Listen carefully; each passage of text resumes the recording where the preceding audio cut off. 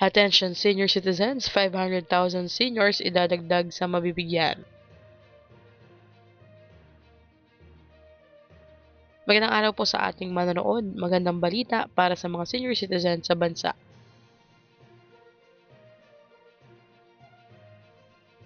Inanunsyo ng Department of Social Welfare and Development or DSWD na magsisimula ngayong 2026 ang pagpapatala ng karagdagang 500,000 beneficiaries mula sa waitlist ng social pension for indigent senior citizens or SVISC.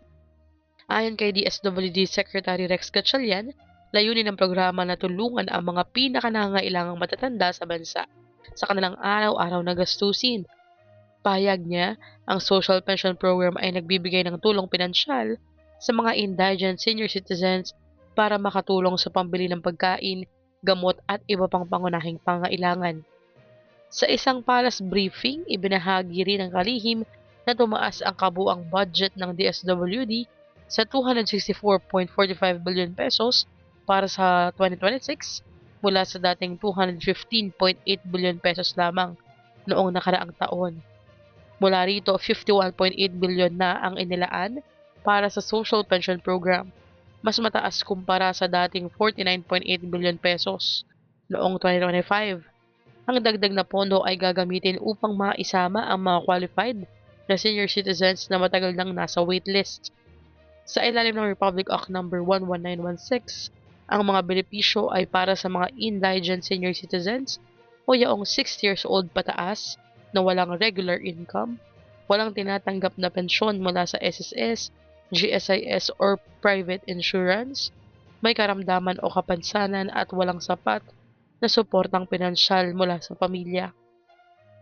Ang mga kwalipikadong benepisyaryo po ay tatanggap ng 1,000 pesos kada buwan na karaniwang ibinibigay tuwing 3 buwan o 3,000 pesos bawat payout upang makatulong sa tumataas na gastusin sa pagkain, gamot at pangailangang pangkalusugan. Nilinaw naman ng DSWD na ang ibang senior citizens ay maaari pa rin makinabang sa mga programang ipinatutupad ng kani-kanilang lokal na pamahalaan sa pamamagitan ng Office for Senior Citizens Affairs or OSCA. Ngayon po, isa ka bang qualified na indigent senior at nais mabigyan din ng social pension na hindi nabibigyan ngayon? I-comment na sa baba ang iyong panawagan.